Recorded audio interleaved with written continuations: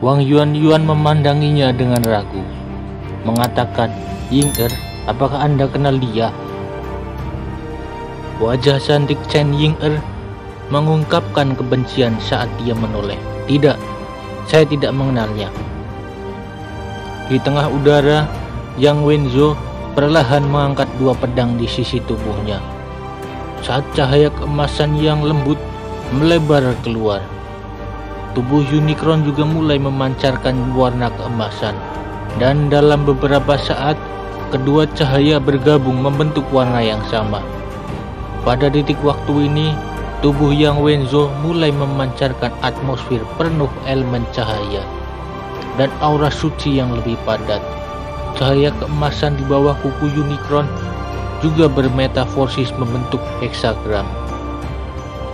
Kedua sayap menyebar secara merata, mata berbinar.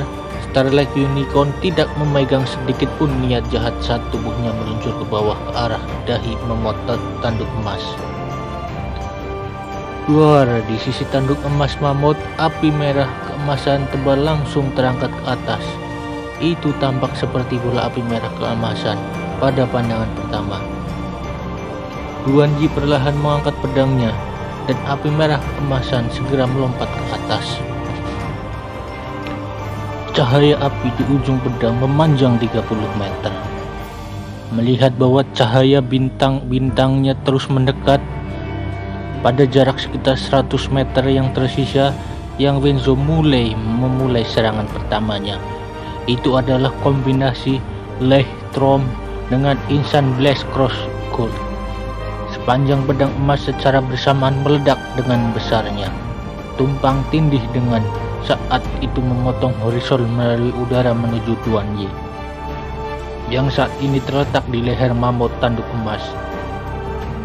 Dalam hitungan detik bahwa Lechtrom dilepaskan, tanduk di dahi Starlight Unicorn melepaskan dua titik emas terang yang menyatu dengan serangan Lechtrom.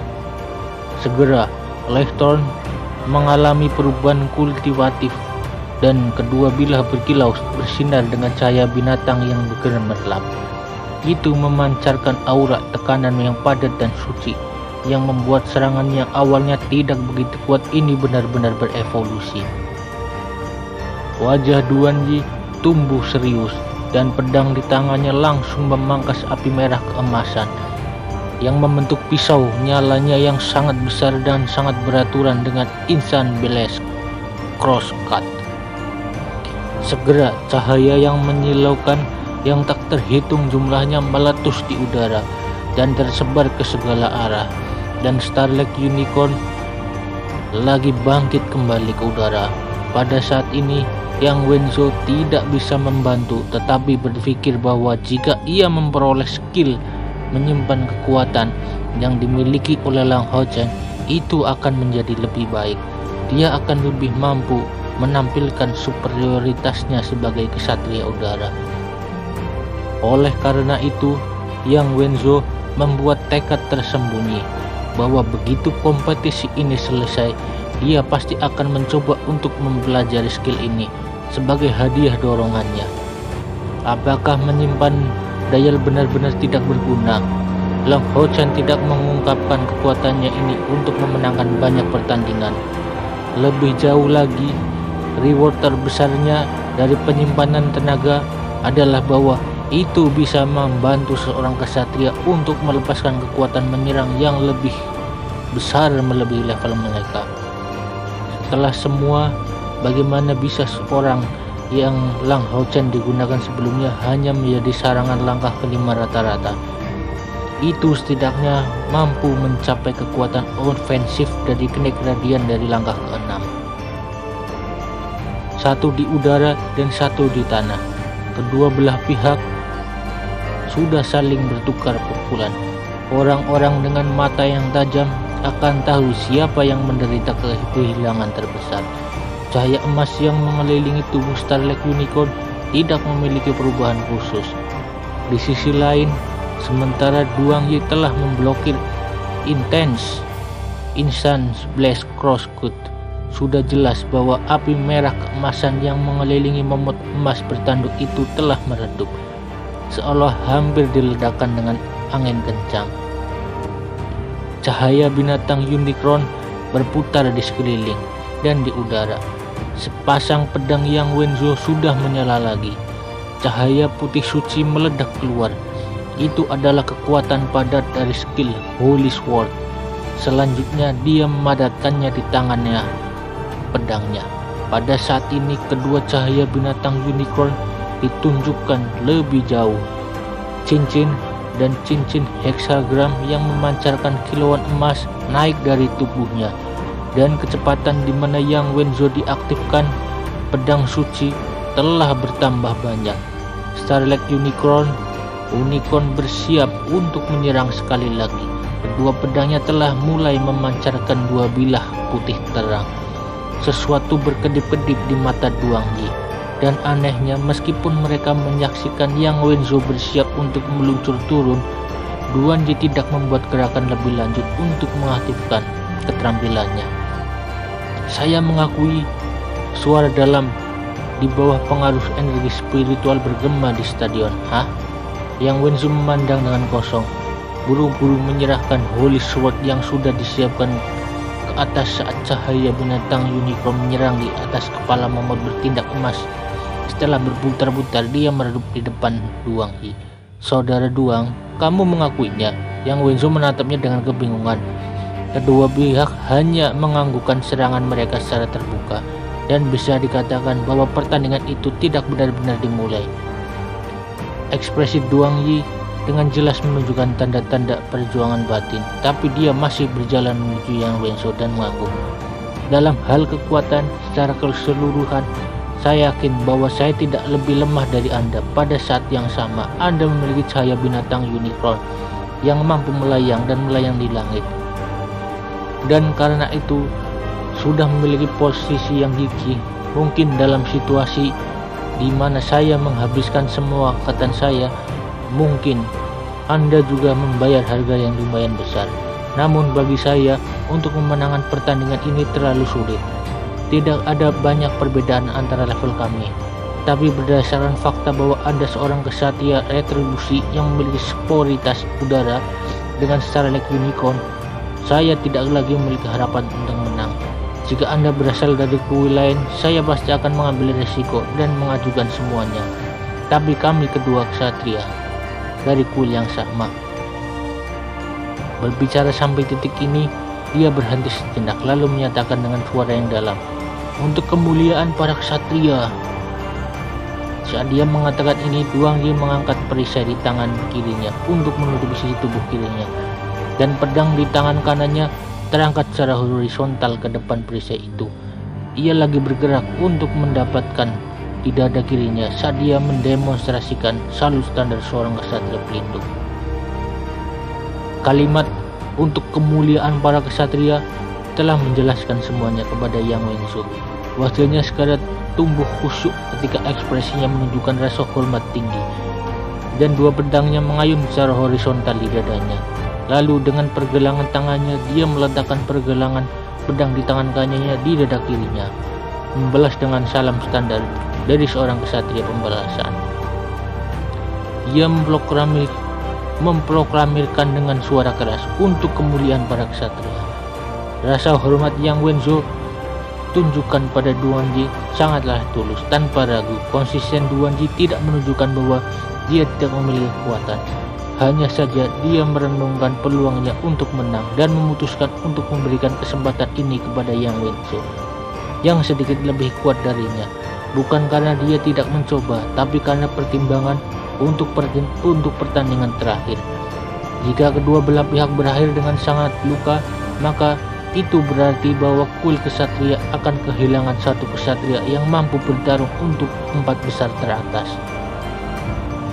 Setelah menyerang, mungkin keputusan Duan Yi untuk mengakui dibuat untuk melestarikan kekuatan pertempuran Yang Wenzo, menambahkan fakta bahwa Long Hao Chen sudah memenuhi syarat. Bahkan jika dua kesatria menarik satu sama lain untuk pertandingan di babak menentukan 4 besar, selama tidak ada kecelakaan, adalah mungkin baik di kuil kesatria untuk menduduki 2 teratas atau 3 tempat. Bagaimanapun kekuatan pembunuh yang memasuki 4 besar dengan kesulitan lebih dekat ke bagian bawah tier. Yang Wenzo merenung dengan dirinya sendiri. Jika itu dia dalam situasi yang sama, mungkin akan sangat sulit baginya untuk membuat konsesi besar dan membuat keputusan yang sama dengan Duan Yi. Kalimat yang mereka berdua teriakan untuk kemuliaan kesatria sudah menjelaskan mengapa pertandingan ini berakhir begitu cepat. Yang Wenzo dengan sengaja berteriak sangat keras untuk memberitahu orang-orang di sekitarnya bahwa Duan Yi tidak lebih buruk dari dia. Pada platform, Han Xian samar-samar mengangguk. Wajahnya mengungkapkan kepuasan. Adapun para kepala kuil lainnya, mereka semua diam ketika mata mereka menunjukkan kecemburuan yang tak terkendali. Yang Wenzo dan Duan Yi, satu langit, satu bumi. Kemegahan yang kedua ksatria muda ini tampilkan tanpa sadar memperdaya orang-orang. Mereka benar-benar melihat masa depan. Belum lagi ada yang lebih muda, Lang Hao Chen. Ketiga orang ini pasti akan menjadi pilar dari kuil kesatria di masa depan. Setidaknya di generasi ini status kuil kesatria sebagai kepala 6 kuil besar tidak bisa digoyahkan di antara kuil-kuil lainnya.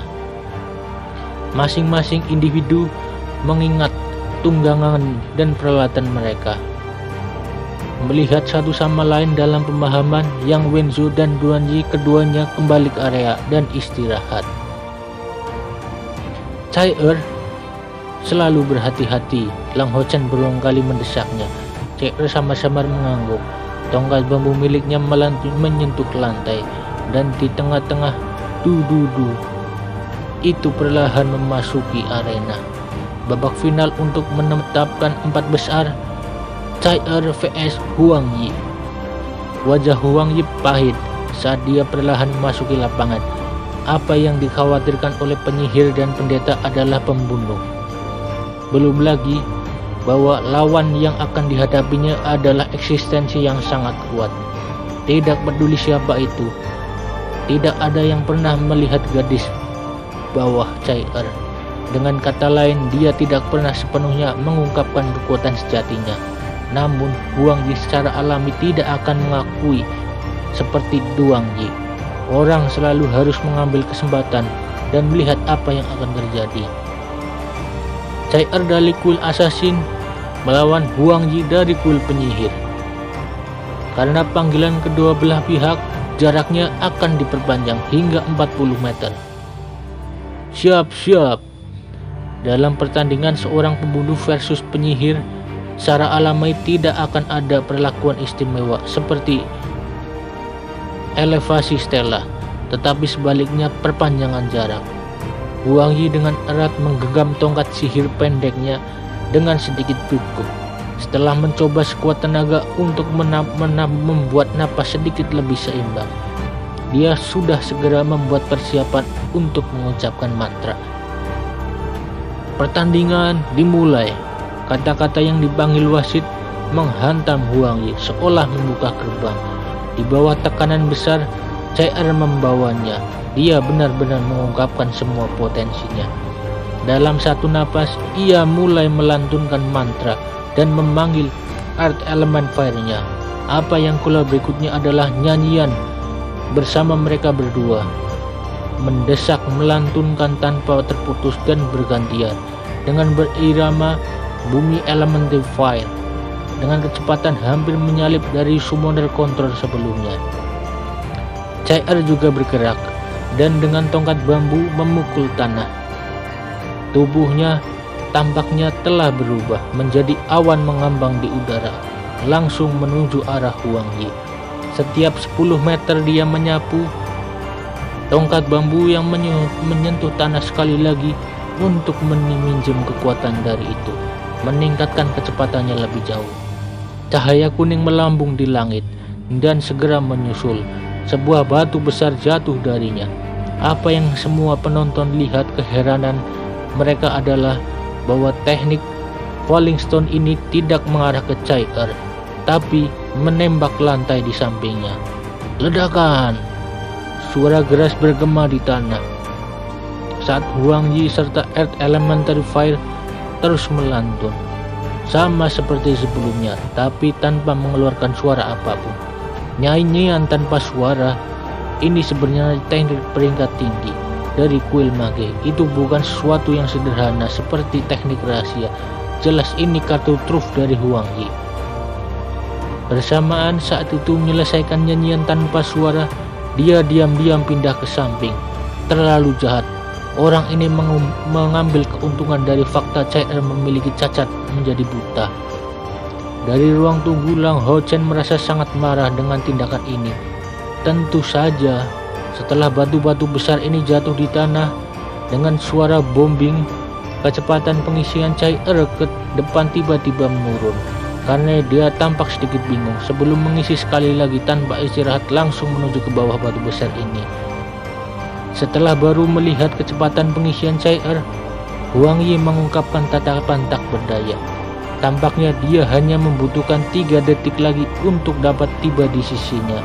Dalam keadaan seperti ini, dia ditinggalkan tanpa pilihan.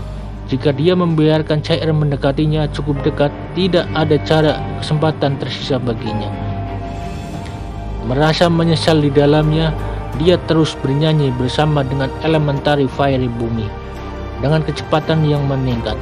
Sama seperti ketika dia mengalahkan Wang Yuan, dia hanya mengungkapkan Earth Wave untuk menjaga dirinya dalam posisi yang tak terkalahkan. Siapa yang tidak ingin masuk 3 besar? Jika dia bisa memenangkan pertandingan ini, dia akan segera memasuki 3 besar. Melihat bahwa itu semua yang dia harus lakukan adalah menang melawan pembunuh yang menderita luka ekstrim selama pertandingan sebelumnya. Melihat Chai yang sedang menuju ke arah batu besar, dia terus melantunkan dengan sangat hati-hati, tidak memancarkan suara apapun. Kemudian lingkaran kuning terbentuk pada stafnya, dan setelah selusin waktu nafas, teknik Earth Wave selesai. Huang Yi telah mempersiapkan sebelumnya. Selama semifinal, jika dia bertemu dengan Lang Hao-chen atau Yang Wenzhou, dia akan langsung menyerah.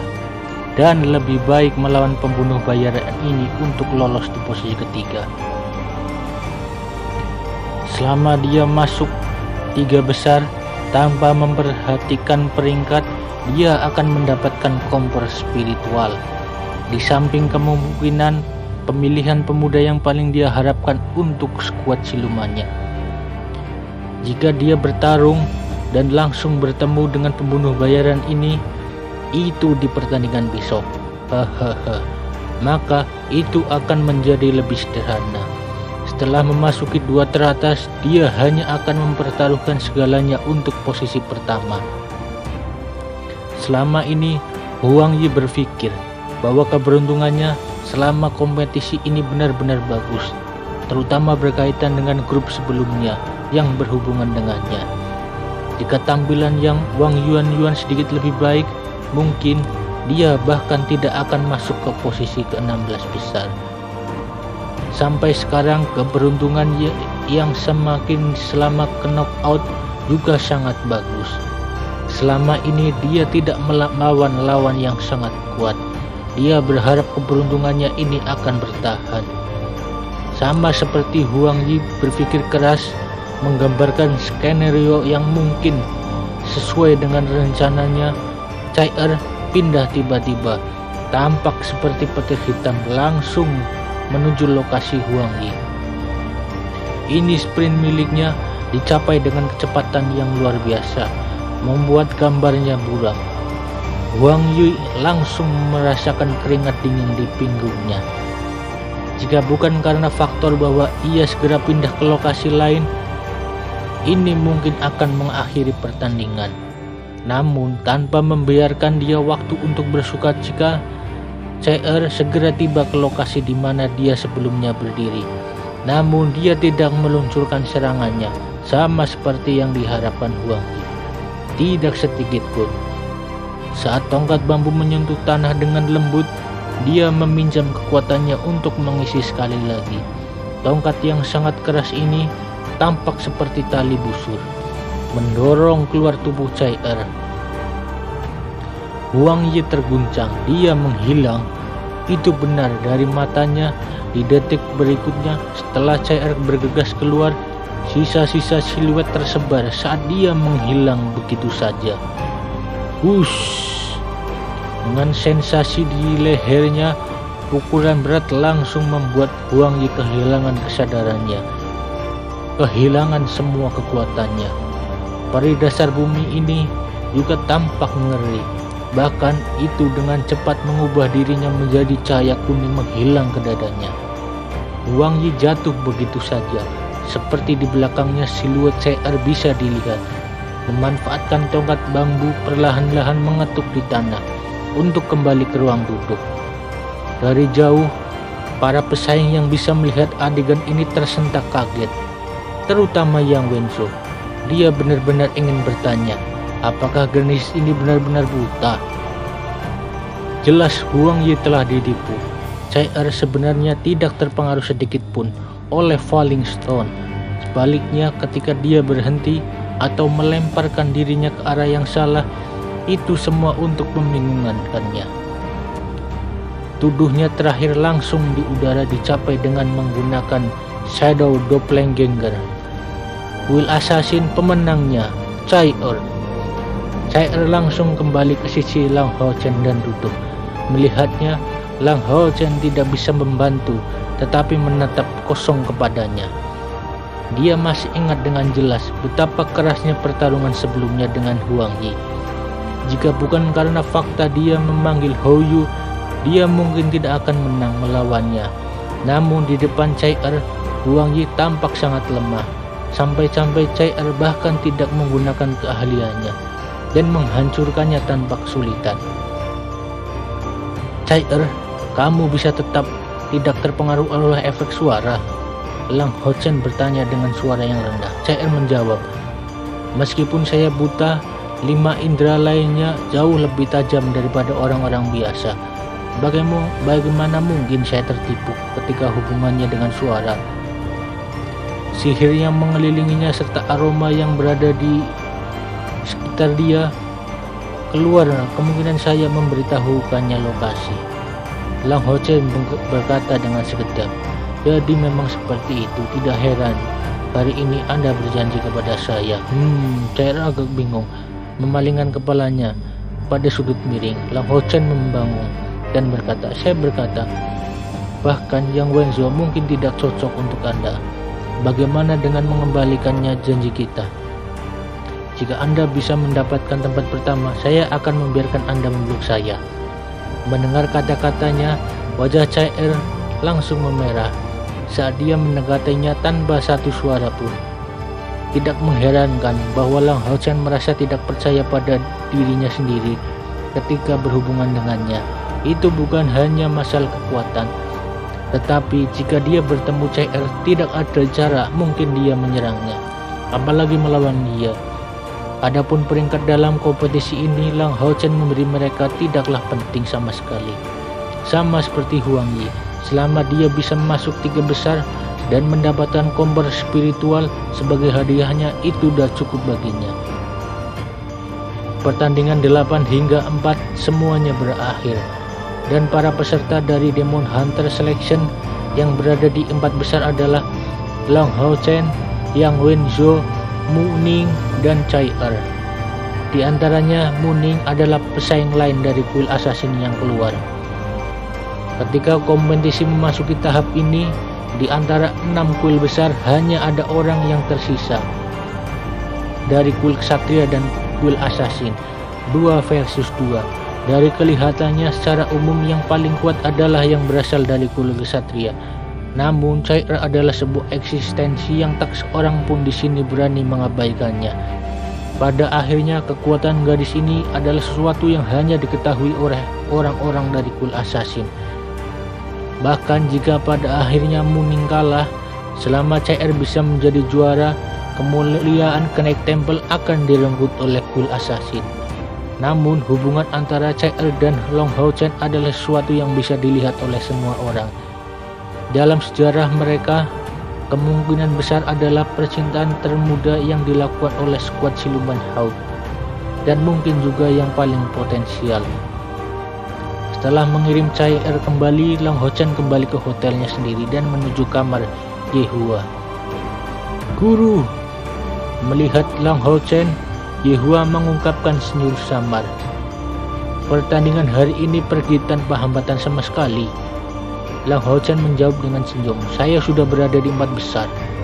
Dan dia merinci bagaimana pertandingan itu pada pagi hari secara rinci. Mata Yehua bersinar saat dia dengan lembut tertawa. Hasil Anda sudah jauh melampaui saya. Sepertinya Anda tidak perlu berpartisipasi dalam kompetisi kedua kalinya. Setelah bertanya pada ragu, Lang Hochan memberitahunya. Guru, ada sesuatu yang perlu saya bicarakan kepada Anda. Yehua berkata, katakan kepadaku. Lang Hochan melanjutkannya. CR juga memasuki 4 besar dan dia benar-benar kuat. Aku harus mengendalikan kekuatan Hou untuk menang atas Huang Yi. Tapi di depan dia bahkan tidak bisa menahan sedikit pun. Besok semifinal akan berlangsung. Jika saya menggambar CR sebagai lawan saya berpikir tentang menyerah pertandingan ini dan bertujuan untuk tempat ketiga. Kemudian saya harus mengalahkan pembunuh bayaran lainnya. Dan selama saya dapat memasuki 3 besar, saya akan memiliki kesempatan untuk mendapatkan kompor spiritual. Jika besok lawan saya untuk masuk semifinal bukan CR, saya pasti akan habis-habisan. Apakah karena tidak ada cara Anda melawan bahwa Anda memiliki untuk menyerah? Yehua memahami muridnya yang baik. Meskipun Lang Hochan secara alami baik hati, ia bertekad untuk menang dan tidak akan pernah menyerah hanya karena lawannya kuat. Lang Hochan perlahan menggerakkan kepalanya. Setelah saat dia diam, Yehua akhirnya berkata, ini adalah kompetisi Anda, jadi tidak apa-apa bagi Anda untuk membuat pilihan sendiri. Lang Hochan terkejut, mempertimbangkan karakternya. Ini awalnya mengharapkan gurunya memarahinya dan dengan kutukannya. Yehua tertawa dengan rendah hati. Jangan berpikir terlalu banyak. Banyak hal ditentukan oleh takdir selama kompetisi ini. Anda sudah keluar di atas rata-rata. Setelah kompetisi besar berakhir, Anda akan memasuki skuad berburu iblis. Dan mulailah dari sana. Anda harus membuat banyak pilihan sendiri. Guru tidak selamanya berada di sisi Anda untuk membantu Anda membuat keputusan ini. Namun, Anda harus ingat bahwa Anda tidak boleh menyesali pilihan yang Anda buat. Tidak peduli apakah yang benar, apakah yang salah. Anda harus membuat pilihan ini untuk diri sendiri dan untuk memikul tanggung jawab yang diimplementasikan. Ya, setelah mendapatkan persetujuan dari Yehua, Lang Hochan melonggarkan napasnya dan mengucapkan selamat tinggal sebelum kembali ke kamarnya untuk melanjutkan kultivasi. Pintu kamarnya tertutup dan Yehua diam-diam berdiri duduk di sana sambil menghela napas pelan. Anak bodoh, bagaimana sih bisa begitu sederhana? Jika Anda berdua memasuki 3 besar, maka sesuai aturan skuad berburu iblis, Anda tidak akan bisa berada di skuad yang sama. Dia tidak mengatakan ini kepada Lang Hochan karena jauh di dalamnya dia memiliki iri diri. Mengapa dia membiarkan muridnya meninggalkan begitu banyak demi seorang gadis? Semua harus diserahkan kepada surga untuk memutuskannya. Apa yang Yehua tidak tahu sama sekali adalah fakta bahwa dia tidak menjelaskan peraturan ini kepada skuad siluman Horde ke Lang Hochan sama sekali, atau menuntunnya untuk menghadapi kompetisi besar. Sama seperti sebelumnya, di Stadion Kenaik, setelah total setengah bulan kontes sengit, hari ini semifinal akhirnya berlangsung. Ketika Lang Hochan mengambil tangan Chai-Er untuk menuju stadion bersama dengannya, seluruh hadirin benar-benar diam. Semifinal adalah tahapan kesatria pembunuh, dan juga kontes sengit antara 2 kuil besar ini. Hari ini siapa yang akan mengambil kesempatan untuk menentukan ini? Hal pertama yang terjadi adalah tergantung pada gambarannya. dibandingkan dengan gambaran hari-hari lainnya yang Wenzhou jauh lebih tenang hari ini. Setelah mencapai semifinal, ia tidak memiliki ekspresi berlebihan terkait dengan kualitas gambarnya. Meskipun tampangnya damai, ia juga sangat kuat. Tidak peduli siapa yang dia akan lawan, dia akan pergi keluar untuk menang atas lawannya. Pada saat ini, dia malah penuh harapan untuk melawan Lang Haochen atau Cai Er. Dia tidak tahu bahwa jika dia melawan Lang Haochen, kemungkinan kemenangannya adalah lebih tinggi. Tetapi jika adalah Cai Er, dia juga tidak akan kurang percaya diri.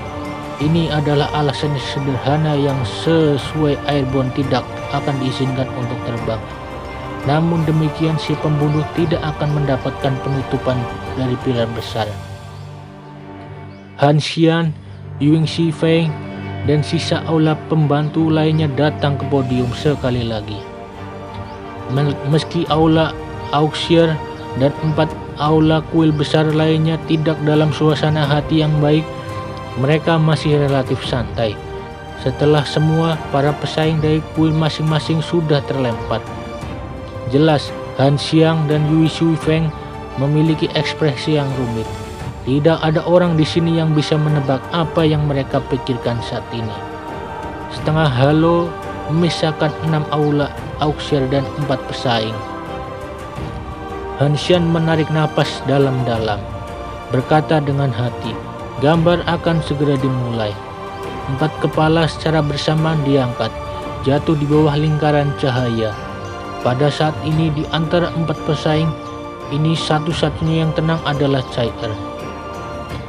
Keenam penampilan aula pembantu tumbuhnya sangat fokus. Persepsi mereka meningkat ke tingkat tinggi mereka.